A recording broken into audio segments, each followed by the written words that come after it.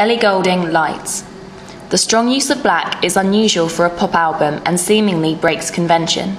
However, the dominant use of gold colouring over the top adds a brightening effect that both complements the genre and the album name itself, Lights. The close-up shot of the artist suggests a more personalised album, as well as to help sell the artist's brand image to a potential new audience. The large cover on the front takes up 2/3 of the cover, with the album name and artist name only covering the bottom third. The typography used on the cover is very similar to the old Hollywood font, often seen on old billboards or cinemas, indicating the artist's possible rise to fame. The back cover follows the basic conventions of Digipacks, with the bare minimum of the track list, barcode, record label logo, various website addresses, and the producers. The back cover of the Digipack is consistent with the colouring and typography seen on the front, making the Digipack more appealing to potential customers. Amy Winehouse, Back to Black. The dark navy colours of the album indicate that the album is much darker and emotionally heavy than many of the conventional albums produced by commercial female singers. Again, the artist's image takes up the majority of the shot, with the information in the bottom segment of the shot. This suggests that the artist may want her audience to take note of the large cover picture. Although it is not a close-up, you can still see the artist is looking directly at a camera, correcting a direct mode of address with the audience. This may have been done to reiterate the personal and emotional tone of the album. It may also have been done to create a bond with the audience, making it easier for them to relate to her music.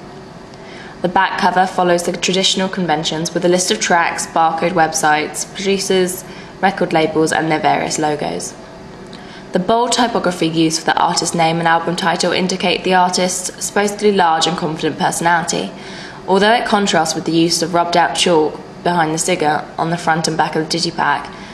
The messy raised image may illustrate the artist's personal life, indicating how frustrated she feels and giving an indication of what music will appear on the album.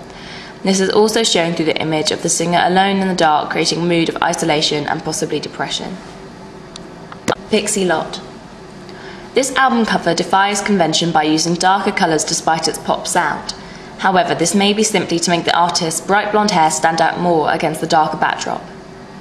The use of the close-up shot selling the artist's brand image to the audience, but again, the album defies convention as the artist looks off into the distance instead of the more common direct mode of address often seen in close-up shots. This may have been done to emphasise brand image without giving the impression that the album is particularly deep or personal. As with the other album covers, the artist is taking up the vast majority of the album cover, leaving the bottom third for information. The artist has also used her stage name, Pixie Lott, as her album name, suggesting that despite the lack of direct address between the artist and the audience, the album may be more personal than expected and revert around the artist's life. The back cover also emphasises the need to sell brand image with a second, full body-length image of the artist.